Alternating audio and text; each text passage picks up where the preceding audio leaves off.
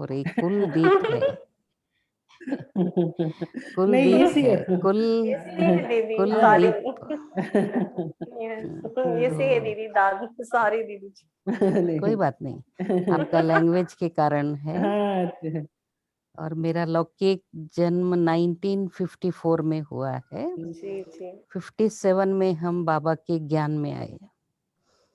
तो इस ज्ञान मार्ग की यात्रा में बहुत अच्छे अच्छे अच्छे अनुभव हमें बाबा मम्मा के साथ के प्राप्त हुए हैं। तो बचपन से ही जब बाबा का ज्ञान लौकिक माता पिता के साथ जाते थे, उस समय तो छोटे बच्चे थे, लेकिन बस सेंटर पर जाना और बाबा मम्मा के हाथ से टोली खाना और गोद में जाना, इतना ही अनुभव था। लेकिन माता पिता से जो हमें अनुभवों की प्राप्ति हुई, किस तरह से बाबा मम्मा के त्याग, तपस्या और उनके प्यार में किस तरह से सर्व ब्राह्मण परिवार की आत्माओं ने अपना जीवन, अपना सर्वस्व समर्पण किया। क्योंकि आदि में भी हमने सुना है किस प्रकार दादियों के जीवन में भी जो दिव्यता, अलौकिकता बाबा ने भरी, या मम्मा के जीवन से अनेक आत्माओं ने जो प्रेरणाएं प्राप्त की, उन प्रेरणाओं के द्वारा ही हमने भी अपने जीवन में बहुत सी बातें परिवर्तन किए हैं। आपका वेटिंग रूम जो है एनेबल्ड है, उसको रिमूव करें। सुनो वेटिंग रूम में हाँ उसको रिमूव करें तो सबको जल्दी करता हूँ। दिखाई देगा। हाँ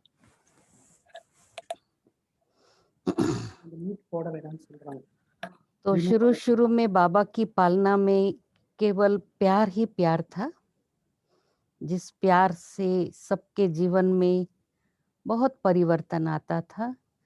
आते ही सब बाबा को अपना माता पिता मान लेते थे, जान लेते थे, और बाबा के प्यार में ही सभी के जीवन में, संस्कारों में परिवर्तन आ जाता था। किसी को भी परिवर्तन में मुश्किल नहीं लगती थी, क्योंकि ब्रह्मा बाबा और मम्मा साकार में सभी के सामने बहुत सुंदर एक जीवित एग्जाम्पल था। तो एग्जाम्पल को देख करके या सैंपल को देख करके फॉलो करना या कॉपी करना इजी होता है। कोई भी पढ़ाई में कॉपी करने की अनुमति नहीं दी जाती है। बाबा ने हमें अनुमति दी है कि आप मम्मा बाबा को कॉपी करो, फॉलो करो, फॉलो फादर एंड मदर। तो इस तरह से बचपन से ही जब हम सेंटर पर जाते थे, लगभग थोड़े दिनों के बाद मम्मा बाबा का आना शुरू हुआ दिल्ली में, और सब दादियां भी उस समय वहाँ रहते थे। हमें बहुत सुंदर पालना मिली, बहुत प्यार मिला। छोटे बच्चे भी थे और हमारे माता पिता भी बहुत निश्चय बुद्धि थे, बहुत बाबा के ऊपर बलिहार जाने वाले। इसलिए बाबा कहते थे ये परिवार बहुत बहुत सिकिलधा परिवार है। तो उनके बाबा मम्मा के स्नेह से इतना जल्दी सभी में परिवर्तन आ गया कि रेगुलर क्लास में जाने लगे, और सुबह शाम कितने विघ्न भी आए, लेकिन कोई हलचल में नहीं आते थे। तो बाबा के साथ जो है बहुत हमारे लौकिक पिताजी पत्र व्यवहार भी करते थे, और बाबा हमेशा लिखते थे मेरा मुर्बी बच्चा है। लौकिक फादर आर्मी में थे, तो उनको भी आर्मी में बहुत सी कठिन परिस्थितियां आती थी, जैसे खान पान की शुद्धि। इसके लिए युद्ध के मैदान में जब जाते हैं तो खान पान की शुद्धि करना बहुत मुश्किल होता है। लेकिन जैसे ज्ञान मार्ग में आए, अल्प समय में ही उनको बाबा से उन्होंने पूछा, बाबा अब मैं युद्ध के मैदान में जाने वाला हूँ, तो मेरा खान पान का किस तरह से परहेज करूं? तो बाबा ने तो कहा दृष्टि देकर खा सकते हैं, लेकिन हमारे लौकिक पिता ने कहा कि नहीं बाबा, वो तो सब कुछ खिलाएंगे, फिर दृष्टि देकर मैं कैसे पवित्र कर सकता हूँ? इतनी ताकत तो मेरे में नहीं है कि नॉन वेज को वेज कर दूं या प्याज लहसुन अशुद्ध चीजों को मैं शुद्ध कर सकूं। आप मुझे ऐसी शक्ति दो कि मैं स्वयं भोजन बना करके खाऊं और मुझे परमिशन मिल जाए। बाबा ने कहा ठीक है बच्चे, हिम्मते बच्चे, मददे बाबा। तो उस समय युद्ध के मैदान में तो आप समझ सकते हैं कि कोई भी ऑफिसर अलाउ नहीं करेगा। तो उनके ऑफिसर ने भी कहा कि ये आपका घर नहीं है, युद्ध का मैदान है, आप सोचो, आपको परमिशन देंगे तो दूसरे भी आके खड़े हो जाएंगे। तो उन्होंने कहा कि कोई बात नहीं। घर से जो थोड़ा बहुत ले गए थे टोली वगैरह वो भी खत्म हो गई। 21 डेज तक केवल पानी और बाबा की याद और अमृत वेला 3 बजे से उठ करके वो मुरली आदि लेकर पढ़ते रहते थे। फिर उनके जो भी दोस्त थे वो भी सुनते थे कि आप क्या करते हो, क्या इतनी दृढ़ता है, कौन सा गुरु मिला है, कौन सा भगवान है आपका? क्योंकि हम लौकिक में तो सिख धर्म के हैं, तो सिख लोग तो खाने पीने वाले होते हैं, आप ऐसे सात्विक कैसे हो? तो फिर वो परिचय देते थे कि बाबा ने हमको ऐसा जीवन बना कर दिया है। फिर जो है धीरे धीरे वो ऑफिसर रोज रोज सबसे पूछता रहा कि क्या ये खाता है या नहीं खाता है, सच बताओ। फिर सभी ने बताया। उनसे सीनियर्स भी बहुत प्रभावित हुए। कुछ भाई बहनों के कन्याएं भी समर्पित हैं यज्ञ में। तो उन्होंने कहा कि सर इनको तो आप परमिशन दे दो, ये बहुत दृढ़ता वाला है और ये भगवान में बहुत विश्वास रखता है। फिर वो ऑफिसर इनके आगे पाँव में झुक करके बोला, Maninder Singh you are great, आप भले भोजन बना करके खा लो, लेकिन किसी और को ये शिक्षा नहीं देना। तो फिर बहुत मतलब उनको आनंद आया कि देखो हम जितना निश्चय से चलते बाबा कितनी मदद करता है। निश्चय बुद्धि विजयंती। तो उनको कभी बाबा में संशय नहीं आया। आजकल हमको कोई छोटी परीक्षा आती तो बोलते क्या बाबा मदद करता है, हमको कोरोना क्यों आ गया, ये हमारा बिजनेस में लॉस क्यों आ गया, बाबा की क्या मदद मिली है, बाबा को ही छोड़ देते हैं। लेकिन उनको इतना निश्चय था, भगवान वाच, मुझे भगवान ने कहा मैं तुम्हें मदद करूंगा, अवश्य बाबा मुझे मदद करेगा ही। तो ऐसे कई इंसिडेंट हैं, लेकिन अभी समय का अभाव है। तो ऐसे मम्मा बाबा के आगे भी वो जब जाते थे बाबा से प्रथम बार, जब हमारे लौकिक पिता मिले स्टेशन पर, दादी जी से परमिशन ली। वैसे दादी जी कह रहे थे थोड़े से 2-4 भाई बहने, बाबा को पसंद नहीं था ज्यादा लोग भीड़ बचाएं। तो बोले मैं दूर से, दादी मैं यूनिफॉर्म में रहूंगा और मुझे तो ऑफिस जाना है, दूर से बाबा को रिसीव करके चला जाऊंगा। परंतु जब भाई बहनों ने परिचय कराया, बाबा ही आपका बच्चा है और ये नया बच्चा है, आर्मी में है, तो बाबा ने उनको आगे बढ़कर शेक हैंड किया। उससे तो उनको इतना नशा चढ़ गया, क्योंकि वो तो संकोच कर रहे थे मैं टच कर सकता हूँ या नहीं, क्योंकि भक्ति में बहुत डराते गुरु जी को टच नहीं करना, तो हम तो अपवित्र आत्माएं हैं, मालूम नहीं हम टच कर सकते या नहीं। लेकिन बाबा ने कहा तुम डबल मिलिट्री मैन हो, डबल आर्मी में हो, तो आपको रूहानी जिस्मानी दोनों सेवाएं करनी है। फिर तो इतना उनको अंदर से बाबा के प्रति प्यार बढ़ गया।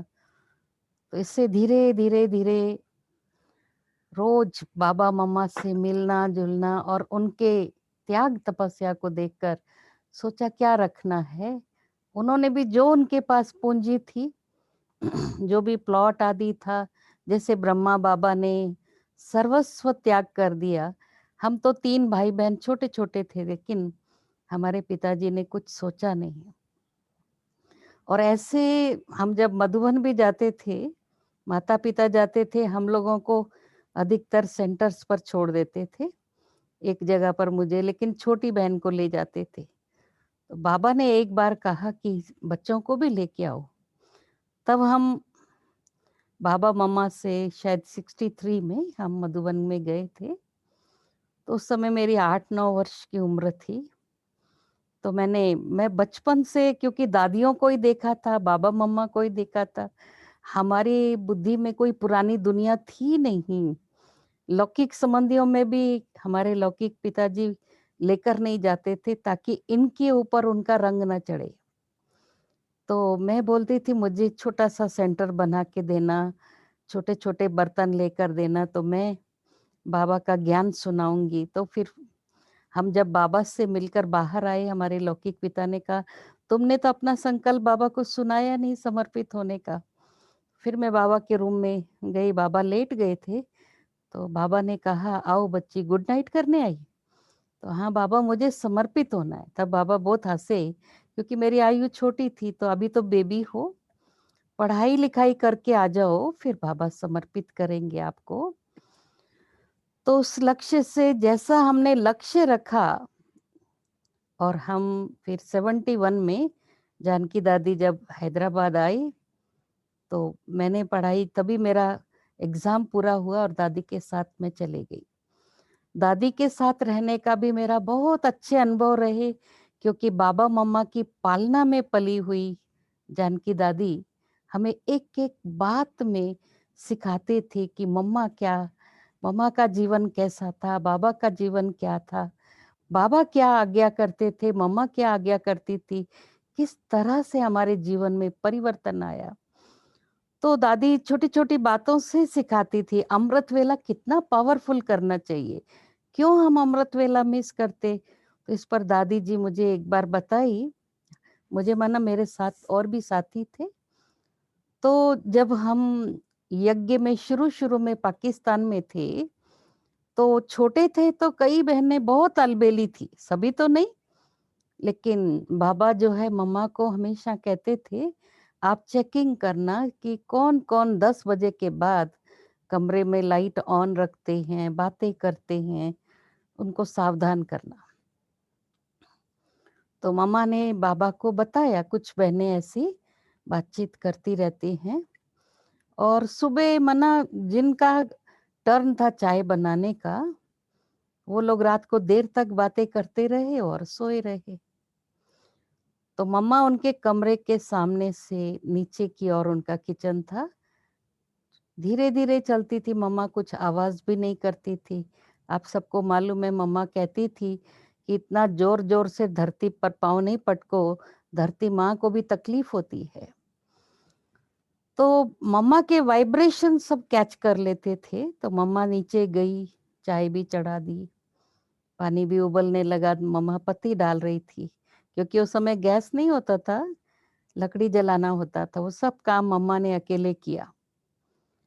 और फिर जब सभी बहनें वहां पर पहुंची, तो सबको थोड़ी लज्जा आ रही थी कि मम्मा ने चाय बनाई। मम्मा कभी भी डांटती नहीं थी, मम्मा केवल गंभीरता से दृष्टि देती थी। मम्मा के सिखाने का ढंग बड़ा प्यारा था। बस दृष्टि दे करके मम्मा ने एक प्रश्न पूछा कि आप सब कौन हो? आप सब होवनहार देवी देवताएं हो, और अभी आप सो रहे हो। आपके भक्तों ने अपने इष्ट देवों को, है ना, आप सब की जो है आराधना शुरू की है, और उन्होंने आपका जो है स्नान भी करा दिया, अभिषेक कर दिया, और आप सोए हुए हो। उनको प्राप्ति कैसे होगी जब तक चैतन्य, अगर चैतन्य देवी देवताएं जो है होवनहार, उनके वाइब्रेशन उनको नहीं मिलेंगे, तो वो भक्त तो बेचारे निराश हो जाएंगे।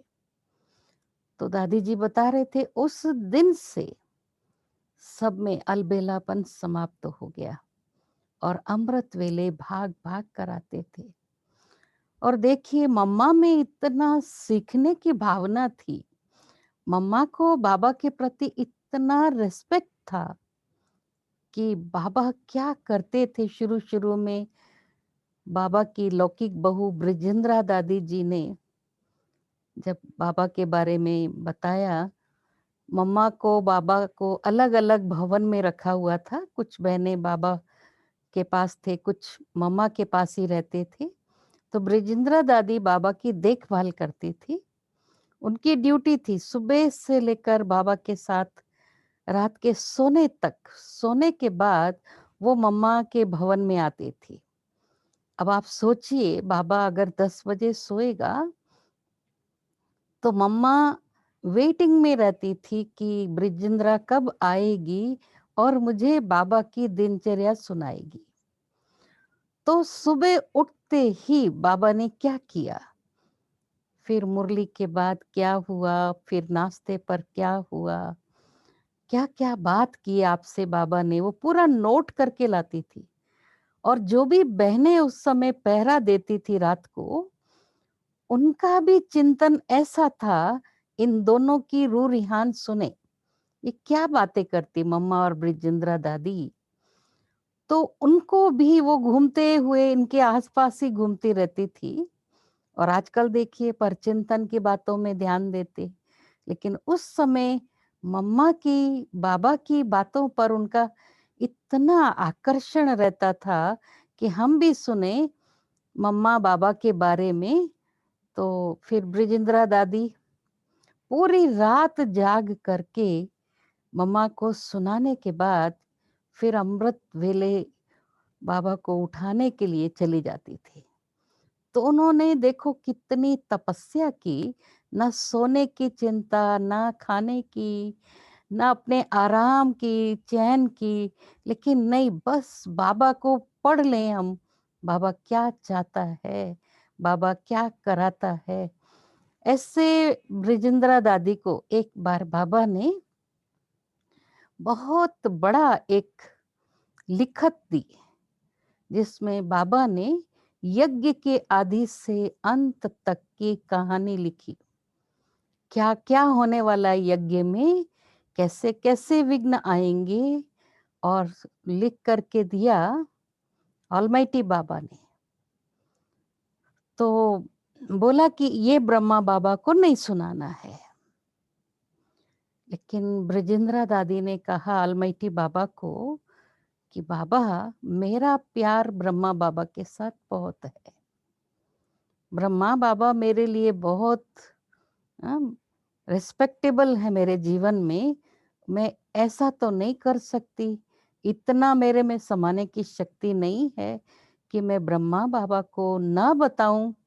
बोला बच्ची, ये यज्ञ में काम आएगा, ये अगर तुम नहीं बताएगी तो बहुत कल्याण है। बोला नहीं कर सकती। फिर बाबा ने कहा ठीक है, इसको फाड़ दो। फाड़ दिया, इतने आज्ञाकारी थे, छुपा के भी रख सकते थे, फाड़ दिया। फिर बाद में ब्रह्मा बाबा को कहा कि आज ऑलमाइटी बाबा ने मुझे बहुत गुह्य रहस्य बताए थे यज्ञ के बारे में, लेकिन कहा था कि आपको नहीं बताना। और मैंने कहा बाबा, मेरे में समाने की शक्ति नहीं है।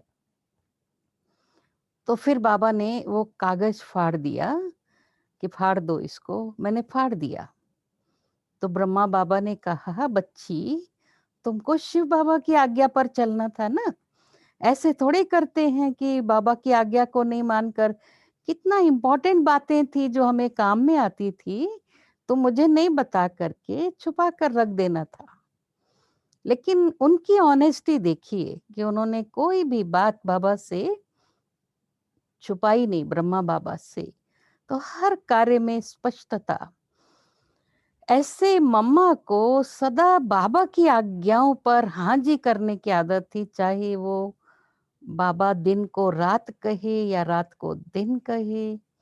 मम्मा बाबा के बारे में कभी करेक्शन नहीं करती थी कि बाबा आप क्या कह रहे हो। तो एक बार जैसे बाबा बहुत बच्चों के साथ मनोरंजन करते हुए बात कर रहे थे, बताओ बच्चों आज हम सब कहाँ चलेंगे पिकनिक में। बहुत बाबा को ऐसा हल्के रूप में देख करके बच्चे भी छोटे बच्चों की तरह कहने लगे, क्योंकि छोटे ही थे सभी दादियां भी, कि बाबा हम वो पहाड़ी टॉड रॉक पे जाएंगे, बाबा हम नक्की लेक के पास जाएंगे, बाबा हम फलाने जगह पर जाएंगे, डैम पर जाएंगे। अलग अलग प्रकार की बातें सभी कहने लगे।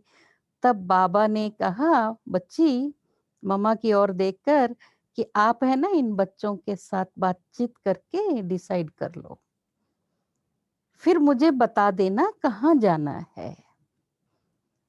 तो बाबा अपने कमरे में चले गए और मम्मा बहुत गंभीर दृष्टि से, जब मम्मा दृष्टि देती थी ना, बच्चे रियलाइज करते थे कि हमारे से कुछ गलती हो गई है। बाबा कुछ बोल नहीं रहे हैं, लेकिन पक्का हमारे से गलती हुई है। अब मम्मा क्या सुनाएंगी। मम्मा ने पूछा सभी को, आपको पता है? कौन पूछ रहा था कहाँ चलना है? तो सब आंखें नीचे कर कर खड़े हो गए कि पता तो था, लेकिन हम कितने अनजान हैं। मम्मा देखो कैसे बाबा को देखती। मम्मा बाबा को कभी साधारण रूप में नहीं देखती थी, हमेशा भगवान के रूप में। मम्मा ने कहा, भगवान आप बच्चों से पूछ रहे थे आपको कहाँ चलना है, आपको क्या कहना चाहिए था? अपनी इच्छाएं थोड़ी बाबा को सुनानी होती हैं, भगवान का कुछ प्लान था। आपको ये कहना चाहिए था, बाबा आप जहां ले चलो हम वहीं चलेंगे। तो ऐसा ढंग था मम्मा का सिखाने का। तो उस समय यज्ञ में भी बहुत बहुत बैगरी पाठ चल रहा था, जबकि सभी को आधी रोटी और थोड़ी सी पानी जैसी दाल, मना 1 किलो दाल में 400 लोग भोजन खाते थे। तो बिल्कुल सिर्फ नमक मिर्ची और वो पानी पानी, दाल तो दिखती भी नहीं थी, लेकिन बहुत थोड़ा थोड़ा एक एक छोटा स्पून जो है सभी को दाल मिलता था, और हाफ चपाती। दिन में वो जंगलों में जाकर के जो भी कंदमूल मिला वो खा लेते थे, पेट भर लेते थे। तो रात को नींद नहीं आएगी, इसलिए बाबा मम्मा भी आधी रोटी ही खाते थे। तो एक दिन बाबा ने जंगल में जब फल खा रहे थे तो बताया, मम्मा अभी 2 दिन में होली का पर्व आ रहा है, हम बच्चों को जलेबी खिलाएंगे। सभी को पता था यज्ञ में इतना बैगरी पार्ट है, 4 आना हुंडी में है, इससे जलेबी खाएंगे हम। हंस रहे थे वो लोग, व्यंग से हंस रहे थे कि बाबा बुजुर्ग है और बाबा तो कुछ भी बोलता है और मम्मा हाँ जी करती है, कहाँ से खाएंगे हम जलेबी, हमको रोटी तो नसीब में नहीं है अभी। तो उस समय एक बांधेली माता आबू रोड से आती थी, छुप छुप करके कुछ कुछ वो दे जाती थी, जो भी उसके हाथ में आता था अमाउंट वो देकर जाती थी मम्मा को। तो उस दिन बाबा ने उसके पति को, विष्णु भक्त था, साक्षात्कार कराया रात को। तो उसको विष्णु ने कहा कि तुमको मेरे बच्चों को, बाबा के बच्चों को जलेबी खिलानी है, तो तुम्हारी पत्नी जहां जाती है ब्रह्मा कुमारीज में, वहां तुम अमाउंट भेजो। तो पहले तो वो हाथ जोड़ करके स्वप्न में ही हाँ हाँ करने लगा। फिर वो सोचा ये मेरी वाइफ की शरारत है, इसने कुछ ऐसा वेशभूषा धारण करके मेरे कमरे में आई और मुझे डराती है ये पैसा लेने के लिए। लेकिन वो उसके रूम में गया, थोड़ी देर तक पर्दा हटाकर देखता रहा, देखा उसकी हलचल नहीं है, बहुत गहरी नींद में, साउंड स्लीप में है। फिर आकर सो गया, सोचा ड्रीम था ना, सपना था, क्या जरूरत है मुझे अमाउंट भेजने की, ये तो ड्रीम है। फिर विष्णु ने उनको अच्छी तरह से हिलाया, हिला करके बोला, मैंने तुमको कहा उठो और अपनी पत्नी को उठाओ, उसको बोलो आज ये अमाउंट ले जा करके बाबा को दे और जलेबी खिलानी है बच्चों को। फिर थोड़ा हलचल में आया, फिर देखा, फिर पता नहीं हो सकता मेरी पत्नी ने फिर कुछ ड्रामा तो नहीं किया, तो देखा नहीं वो तो सोई है। फिर उसने जाकर उसको उठाया और कहा मुझे विष्णु जी ने, मेरे भगवान ने आदेश दिया है कि तुम्हारे बाबा के बच्चों को जलेबी खिलानी है, क्योंकि वो तो ज्ञान में नहीं था ना, तो वो तो तुम्हारा बाबा ही बोलता था। तो वो बहुत खुश हो गई माता कि आज जो मेरे को पति मारने वाला वो मुझे खुद भेज रहा है अमाउंट देकर। तो बहुत खुशी खुशी से वो, उसको पता था जिस समय पर ये लोग जंगल में फल खाते हैं उस समय पर वो वहां पहुंची। बाबा ने मम्मा को कहा देखो तुम्हारी भक्त वहां से आ रही है, तुम जाकर देखो। तो मम्मा ने कहा बाबा आपकी तो बच्ची है ना, कहा नहीं वो देखो तुम्हारे साथ फ्री है इसलिए आप जाकर के उसको बात करो। वो तो इतना स्पीड से भागती हुई आ रही थी उमंग से, बहुत खुशी में, मम्मा आज मेरे पति को बाबा ने साक्षात्कार कराया विष्णु रूप से और वो मुझे भेजा है अमाउंट देकर जलेबी खिलाना है। तो मम्मा ने कहा कि बाबा ने अभी कहा था बाबा को जलेबी खिलानी है बच्चों को। तो इतना खुश हो गए सभी सुन करके कि बाबा की आज्ञा को मम्मा ने हाँ कहा क्योंकि मम्मा जानती थी कि भगवान जो कहता है वो राइट है, वो होने वाला ही है। और उसी समय पर ऐसा समय चल रहा था जब आधी रोटी खा रहे थे, तो एक दिन मनोहर दादी का काम था सर्विंग करने का। तो दाल थोड़ी कम थी तो एक बूढ़ी माता ने थोड़ी सी और मांगी। मनोहर दादी ने कहा ये बाबा मम्मा के लिए है, उनके लिए नहीं बचेगी। तो बाबा मम्मा वहां खड़े होकर देख रहे थे और कहा बच्ची लाओ हम तो बिना दाल के भी सूखी रोटी चबा लेंगे। और बाबा ने ऐसे ही खा लिया हाथ में पकड़ करके। मनोहर दादी को बहुत रोना आया कि बाबा ने दाल नहीं खाई और वो माता को दिया दोबारा, लेकिन मनोहर दादी ने खाया नहीं। लेकिन बहुत रोई तो रात भर रोती रही, आई नहीं क्लास में। तो मम्मा ने पूछा कहाँ है मनोहर, बोला वो रो रही है, उसका तकिया भी गीला हो गया, पिल्लो भी पूरा वेट हो गया है। मम्मा ने कहा कि मनोहर देखो तुम्हारे रोने का कोई यज्ञ में ऐसा यादगार नहीं बनेगा, ये बाबा के चरित्र हैं। भागवत में चरित्रों का गायन है ना, तो इसका चरित्र बनेगा, इसका बहुत बड़ा यादगार बनेगा। तब मनोहर दादी को याद आया, उन्होंने दिल्ली में प्रारंभ में बाबा ने भेजा था ना 3-4 दादियों को, तो सेवा की थी। उसमें कुछ ऐसे बिजनेसमैन थे जिनका अनाज का व्यापार था। तो लिखते लिखते पोस्ट कार्ड में उनका एक आंसू गिर गया कि बाबा मम्मा को दाल भी नहीं मिली, यज्ञ में अभी हुंडी में कुछ भी नहीं है खाने के लिए। फिर उन्होंने आपस में विचार विमर्श करके एक ट्रक अनाज का, उसमें सब कुछ मतलब लकड़ी और कोयला, घासलेट, मिर्च मसाले सब साफ करा के भेज दिए, आटा भी पिसा करके भेज दिया। और बाबा ने मम्मा को उस दिन कहा, मम्मा पूछने आई थी बाबा आज बच्चों को क्या खिलाया जाए, क्योंकि आज तो यज्ञ में एक अन्न का दाना भी नहीं है, अब क्या करेंगे।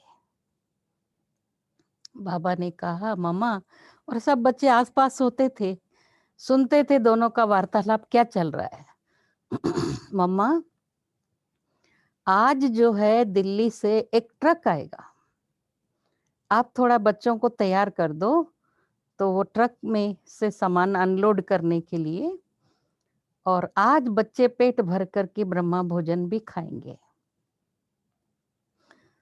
तो मम्मा ने कहा जी बाबा, और मम्मा ने कहा भी कि ट्रक आएगा, आप लोग अनलोड करना। तो सब लोग मन में हंस रहे थे कि कहाँ से आएगा ट्रक, कौन देगा इतना अनाज हम लोगों के लिए। कोई भी रेडी नहीं थे और वो ट्रक सचमुच आ गया और अनलोडिंग के टाइम कोई थे नहीं, तब बुला घंटी बजा के बुलाया जाता था अनाउंसमेंट के लिए, माइक सिस्टम भी नहीं था। तो सब लोग आए, फिर जल्दी जल्दी सब कुछ उतारा सामान और सचमुच अनाज आया और भोजन टाइम पर 12 बजे घंटी बजी, सबने पेट भर के ब्रह्मा भोजन खाया। फिर तो यज्ञ में तब से ऐसे कोई संकट नहीं आया, लेकिन ये भी एक परीक्षा का समय था। तो मम्मा बाबा के साथ सभी को इतना अच्छा अनुभव होता था, बाबा हमारे साथ है, मम्मा हमारे साथ है, और वो भी तो उनके साथ सब कुछ सहन करते हुए ये सब कर रहे थे, तो उनको ऐसा कठिन नहीं लगता था कि हम क्या करेंगे, कैसे करेंगे, ये परीक्षा तो बहुत भारी है। तो ऐसे बाबा मम्मा के जीवन से हम सब भी क्या सीख सकते हैं? बाबा ने इतना प्यार और पालना दे करके बच्चों को आगे बढ़ाया। हमेशा मुरलियों में भी आप देखते बाबा हम बच्चों को क्या कहते हैं, आप मेरे से भी आगे हो, आप तो विश्व के मालिक बनते हो। शिव बाबा तो नहीं बनता है, बनाता है। तो ब्रह्मा बाबा भी बच्चों को आगे रखते थे, मम्मा भी बच्चों को आगे देखकर बहुत खुश होते थे। और मम्मा बाबा के जीवन में कोई उन्होंने कुछ भी किसी से स्वीकार नहीं किया, न महिमा, धन का त्याग करने के बाद बाबा ने कभी किसी का धन भी स्वीकार नहीं किया। तो मम्मा की इस मास में मम्मा के बारे में ये बताते हुए भी हर्ष हो रहा है कि एक बार कुछ बच्चे बाबा से मिल रहे थे, मम्मा बाबा दोनों मिलते थे जब विदाई का समय होता था। तो बाबा ने मम्मा को कहा, बच्ची इन बच्चों के लिए है ना साबूदाने का हलवा बनाकर लाओ। मम्मा ने कहा, हाँ जी बाबा। और हमारे जैसे लोग हों तो बोलेंगे, बाबा अभी इनका जाने का समय हो रहा है, हलवा कैसे बनेगा? और हाँ जी करके मम्मा चली गई किचन में हलवा बनाने।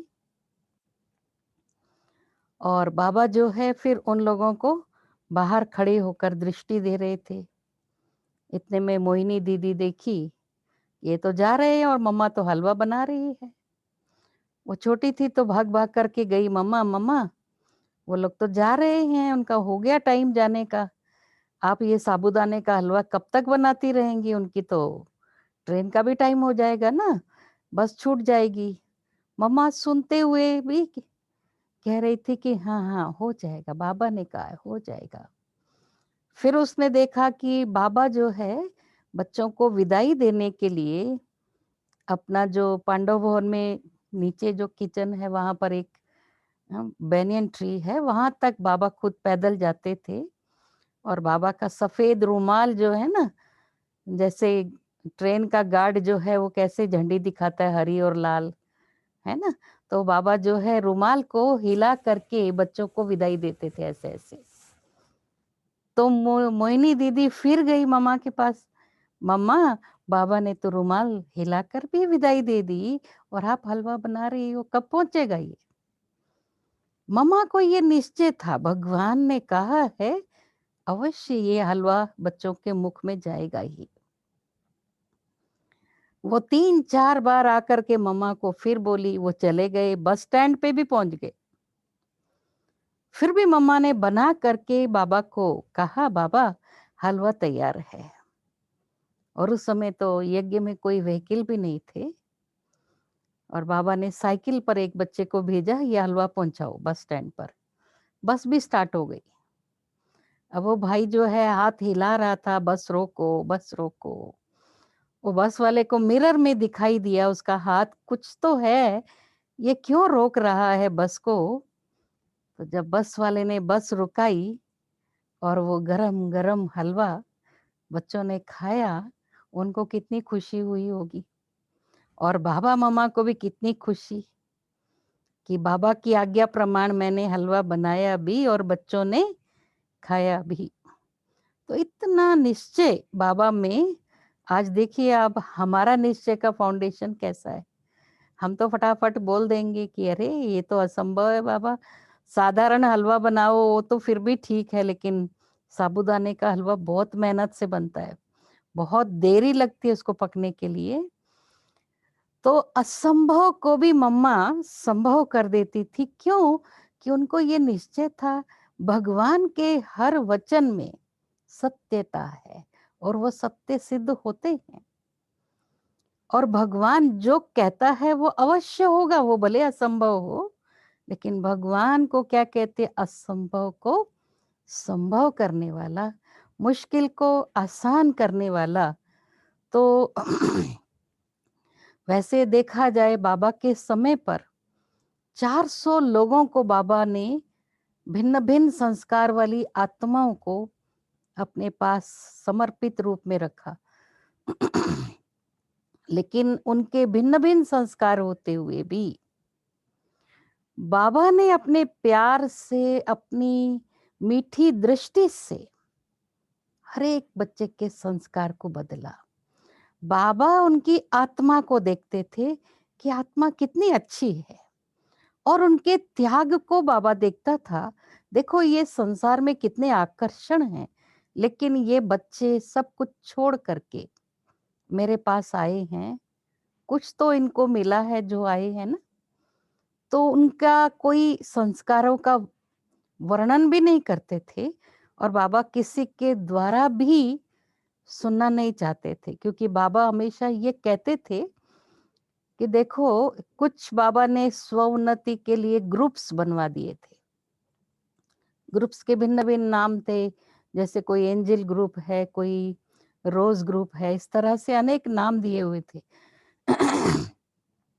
और उन ग्रुप्स में उनको अपने अपने पुरुषार्थ का लक्ष्य लेकर पुरुषार्थ करना है। और रात्रि के समय पर बाबा मम्मा बैठते थे, सबका चार्ट पूछते थे। दिन भर में कोई गलती हुई हो मनसा, वाचा या कर्मणा से, अगर आप रियलाइजेशन से सुनाओ तो बहुत अच्छी बात है। अगर मान लो ऐसी कोई भूल किसी से हुई है जो यज्ञ की मर्यादा के विरुद्ध है, और हो सकता है उससे यज्ञ के माता पिता का नाम बदनाम हो रहा हो, तो अवश्य आप सुनाओ। लेकिन कैसा सुनाना? साक्षी भाव से, उसके प्रभाव में आकर नहीं सुनाना। गलती का जैसे हमारे चेहरे पर आ जाता है ना, बाबा ये तो बहुत खराब आत्मा है, ऐसा चेहरा खराब कर लेते हैं। बाबा देखते थे जब कोई भी भूल सुनाते थे, ये ग्रुप की ये भूल हुई है, बाबा बोलते थे बच्चे अपना चेहरा तो देखो, उसने तो भूल की, तुम्हारा चेहरा कितना बुरा बना रहे। इसलिए तुम उसकी भूल के प्रभाव में नहीं आओ। और अगर कोई सुना भी देता था तो बाबा क्या करते थे? बाबा बोलते थे अभी चलो रात्रि क्लास में है ना, हम उनको बुलाएंगे, आप स्टेज पर उनका भूल सुनाना। अभी देखिए जब हम सामने सुनाएंगे भूल तो क्या होगा? जैसा बाबा को सुनाया था ऐसा नहीं सुना सकते, फिर सुनाने में डर लगता है, क्योंकि हम अपने भाव स्वभाव मिला करके बात करते हैं। तो फिर बाबा को पता चलता था सत्यता क्या है, इनके अंदर सत्यता नहीं है, इन्होंने थोड़ा मिक्स करके गड़बड़ करके सुनाया ताकि वो बच्चे बाबा के दिल से उतर जाएं। लेकिन बाबा इतना जल्दी अपना दिल तख्त से बच्चों को नहीं उतारता था। बाबा बहुत मुस्कुराते थे कि देखो बच्चे, आप उनके कल्याण अर्थ नहीं सुना रहे हो। भूल सुनाओ तो कल्याण अर्थ सुनाओ, अकल्याण नहीं होना चाहिए किसी का भी। कुछ बाबा को कोई आमने सामने से बोल भी देते थे, बच्चे भी, बाहर वाले बोले वो अलग बात है। कई बच्चे भी अपने भाव स्वभाव के वशीभूत होकर बाबा को भी कुछ कुछ अपशब्द बोल देते थे, लेकिन बाबा सुनते हुए नहीं सुनते थे। फिर भी वही प्यार, वही पालना, या मुरली में कुछ मिला करके बोलना, या उनके प्रति अपना दृष्टिकोण परिवर्तन करना बिल्कुल नहीं। तो ऐसा प्यार देने वाले मम्मा बाबा इतना दुनिया में कौन प्यार कर सकता है? कौन ऐसा दुलार दे सकता है जो हमारे अंदर के संस्कार भी, जब तक, क्योंकि बाबा हमेशा हम बच्चों को एक ही बात बताते, संस्कारों से ही, परिवर्तन से ही संसार का परिवर्तन है। सतयुग के आदि के संस्कार देखिए कितने सुंदर थे, धीरे धीरे पतन की ओर आए। क्यों? जैसे जैसे हमारे संस्कार परिवर्तन हुए, आत्मा का पतन शुरू हुआ। अब सृष्टि के जब पूरा खेल का अंत होता है, तब बाबा संगम युग पर आकर फिर से नई सृष्टि की रचना रचने के लिए हमारे अंदर सुंदर संस्कारों की रचना करते हैं। और ये सुंदर संस्कार बनते कैसे हैं? बाबा की मुरली, बाबा की याद और हमारी ब्राह्मण कुल की मर्यादाएं जितना हम स्मृति में रखते हैं, उतना हमारे जीवन में परिवर्तन आता है। जो लोग सोचते अमृत वेला क्या करना है, बहुत कर लिया, मुरली रोज क्या सुनना, बहुत सुन ली है, लेकिन हमने मुरली सुनी, उसको हमने कितना अंदर लिया। एक होता है भोजन खाना, एक होता है डाइजेस्ट करना। अगर भोजन डाइजेस्ट नहीं हुआ, वो हमारी शक्ति नहीं बनती है। तो इसलिए बाबा हमेशा हम बच्चों को ज्ञान के साथ क्या कहते, ज्ञान का श्रवण करो, उसका मनन करो, चिंतन करो, फिर उस मग्न अवस्था में खो जाओ। याद की मस्ती भी तब चढ़ेगी जब आपको ज्ञान की मस्ती चढ़ेगी। ज्ञान के बिना योग नहीं, योग के बिना बुद्धि में ज्ञान नहीं बैठता है, और ज्ञान योग हमारी बुद्धि में नहीं है, हमारे जीवन में वो धारणाएं भी, जो श्रेष्ठ धारणाएं हम चाहते हैं, वो धारणाएं भी हमारे जीवन में नहीं आ सकती। और जब तक हमारे जीवन में श्रेष्ठ धारणाएं नहीं, हमारे द्वारा कोई भी ऊंची सेवा नहीं हो सकती है। हमें अपने जीवन में ऐसे आदर्शों को पालन करना है जो मम्मा बाबा ने अपने जीवन से सिखाया। क्योंकि आज भी हम मम्मा बाबा की जीवन कहानी पढ़ते हैं तो कितनी प्रेरणाएं मिलती हैं, आंखों में आंसू भी आ जाते हैं। क्या था उनका त्याग, क्या थी उनकी तपस्या। आप देखो, बाबा भी रात भर नहीं सोते थे। बाबा को कई बार बच्चे देखने जाते थे, क्योंकि बाबा कभी कमरा बंद नहीं करते थे, कि किसी को भी कोई आवश्यकता हो तो बाबा के कमरे में डायरेक्ट आकर बाबा से पूछे। तो जगदीश भाई एक बार रात को 2 बजे या पता नहीं 12-1 बजे बाबा कैसा सोता है वो देखने के लिए, और वो कर्टन भी स्प्रिंग वाला है, उसमें आवाज भी नहीं होती थी, जो स्प्रिंग पर लगाते थे, ऐसा किया। और बाबा टांग पर टांग चढ़ाकर सिर्फ लेटे हुए थे, मनन चिंतन की अवस्था में। अगर कोई गहरी नींद में होता है उसको तो पता भी नहीं चलता है, पर्दे की आवाज भी नहीं आई। और उन्होंने ऐसा झांका तो बाबा ने कहा, आओ बच्चे, कुछ तकलीफ है, कुछ चाहिए? उनको तो इतना डर लगा कि अरे मैंने बाबा की नींद खराब कर दी। तो बाबा ने कहा, बच्चे, बाबा सोता नहीं है, बाबा जो है ना विश्व कल्याण के लिए थोड़ी देर आराम करता है। बाबा तो ज्ञान की मस्ती में मस्त था। और मम्मा के लिए भी हम सुनते थे कि मम्मा बाबा की मुरली को इतना महीनता से उसका वर्णन करती थी, क्योंकि सारा दिन मनन चिंतन में रहती थी।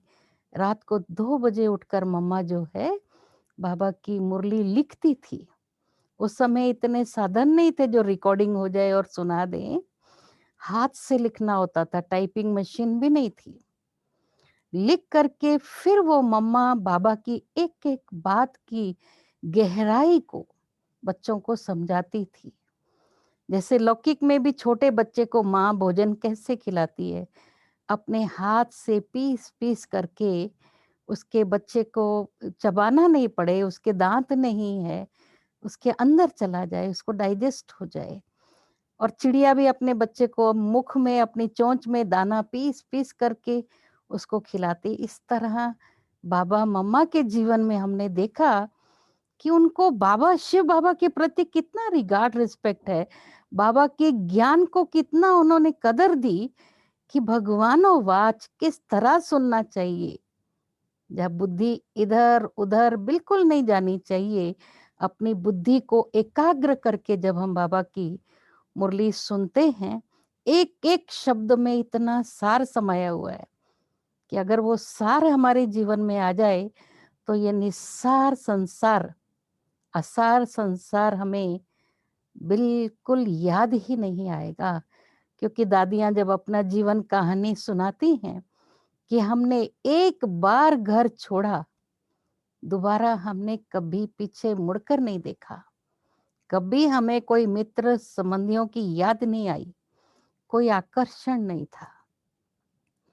आजकल तो मोबाइल एक इतना मायावी आकर्षण है, लौकिक संबंधों में भी फंसे हुए हैं, लौकिक दुनिया के संसार समाचार भी सुनते हैं, तो हमारी बुद्धि कैसे एकाग्र हो सकती है? तो साधनों का त्याग किए बिना हम साधना में मग्न नहीं हो सकते। तो शुरू में साधना ही थी, साधन नहीं थे, उस साधना से इतने बड़े यज्ञ की स्थापना हुई और नई दुनिया के निर्माण में वो साधना ही विशेष उसका आधार है। ओम शांति। थोड़ा सुनो।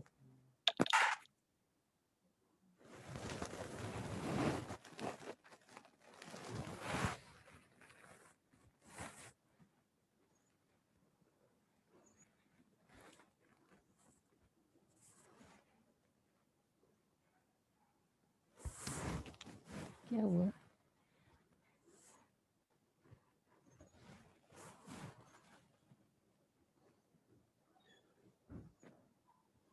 हाँ,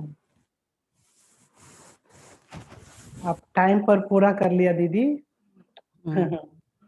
आज आपको ऑनलाइन द्वारा मिलने का सौभाग्य मिला हमको। हम साकार मम्मा बाबा को नहीं देखा, लेकिन आपके द्वारा अनुभव भी किया। आप अपने अनुभव की गजानों से हम सबको भरपूर भी कर दिया। हमारा निमंत्रण को भी स्वीकार करके इतना अनमोल वचन द्वारा सबको श्रृंगार भी कर लिया दीदी जी। आज यूट्यूब में नियरली 1100 तक सुन रहे अभी तक, अभी सुनते रहेंगे। मैं कैसे धन्यवाद करूं इतना टाइमली आप मिला हमको। नहीं, थैंक यू हमारा दीदी भी समय सफल हुआ है। मदरी सब जोन की ओर से मैं हम सब आपको धन्यवाद करते हैं दीदी जी। थैंक यू दीदी जी। Thank you. आप सबको निमंत्रण है शांति सरोवर में, जी जब दीदी। थोड़ा समय अच्छा हो तो जरूर आइए हाँ, तपस्या करने के लिए। आएंगे दीदी।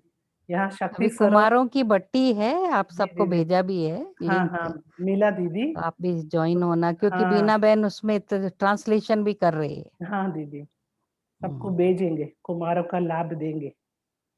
हाँ जी, थैंक यू दीदी। Thank you. अब बाबा की याद में बैठे। हाँ, 2 मिनट बैठेंगे।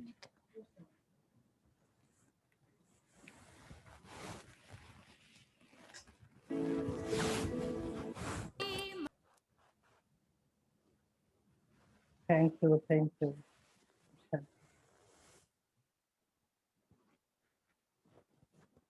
आशा, आशा, आशा, ये आशा वर्मा मेरा लाइन है। आशा,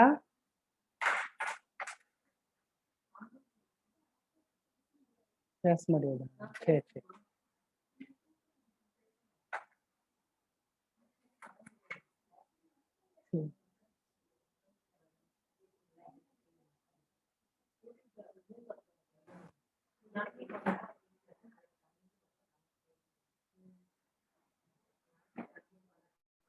ஆமா.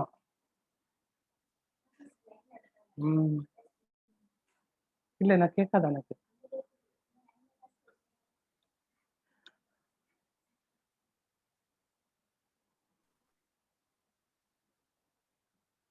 ஓம் சாந்தி. ஓம் சாந்தி.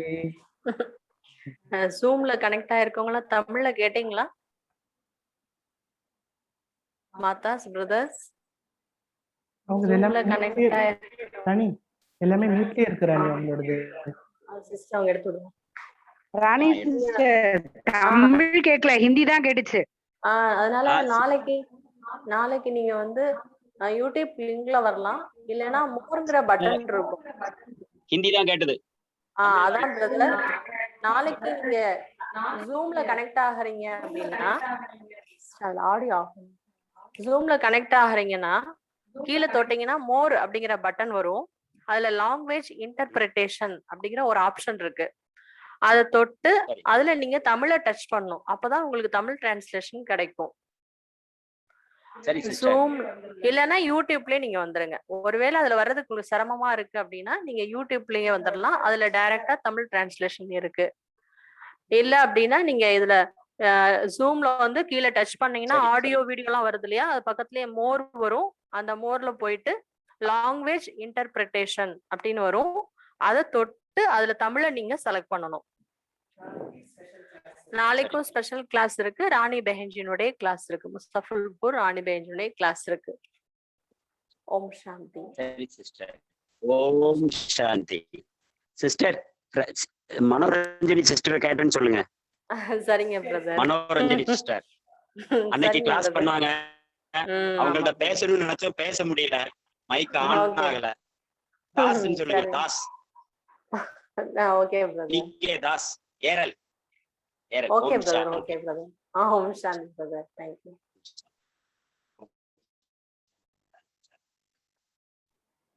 ஆஷா, ஓ நான் பேசுறது கேட்காதா? கேட்காது. சரி சரி. சிஸ்டர் கேக்குது. கேக்குது கேக்குது. இப்ப கேக்குது. ஆமா, எல்லாருக்குமே கேக்குது.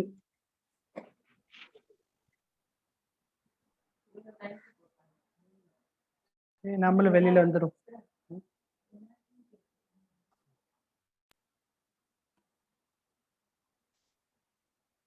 கேக்குது. நான் பேசுறதா உங்களுக்கு கேட்கல.